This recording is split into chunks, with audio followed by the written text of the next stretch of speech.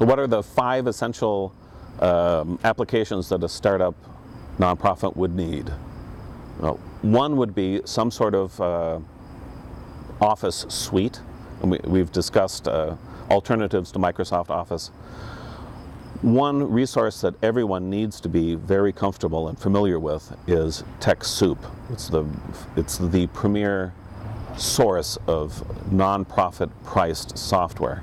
And there you can find, for example, Microsoft Office for possibly $20, I think. But especially if you're on a particularly limited budget, you might consider Google Docs as an alternative. And of course, there's also OpenOffice. So you need some sort of Office suite. You also need some sort of backup solution to make sure that whatever it is you're working on will be protected. And it could be as simple as a portable hard drive that copies over your My Documents folder, but you need some sort of solution. And of course, Google Docs is a good alternative since it stays in the cloud and is safe, generally speaking. Let's see, a third, this is hard. I think, personally, I don't think anyone will take your organization very seriously until you have a website. So I would look very quickly at contacting an organization such as GoDaddy to register your name and then start up a website. Even if you start with a simple page that you can also get through Google for free, and put the name of the organization out there, its address, the name of the people in charge, the director, whoever, and some contact information. Start the ball rolling, get your organization's name out. Oh, PDF readers.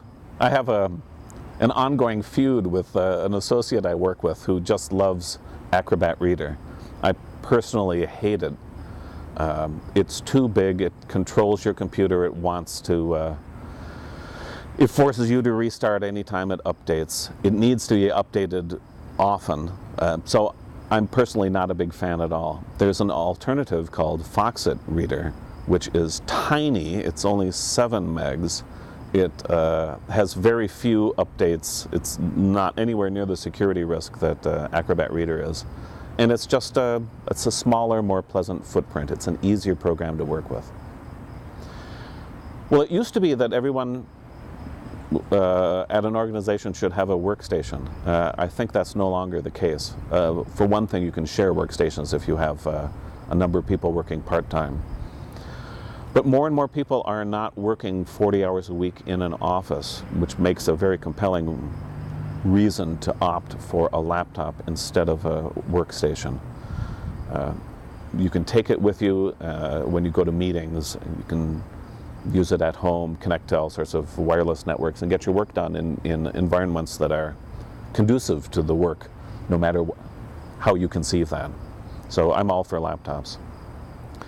But they need to be, again, the information needs to be backed up on a regular basis. And the downside of laptops is that oftentimes people neglect that aspect of things. So it's helpful to have a docking station at work where you can just put the thing into the docking station and then your information is automatically harvested by your back-end server. And probably, for an organization with more than 10 people, you probably should have a server, a file server if nothing else, just to manage your documents and make sure that things are being backed up and safe, and that other people can access them even when you're not in the office.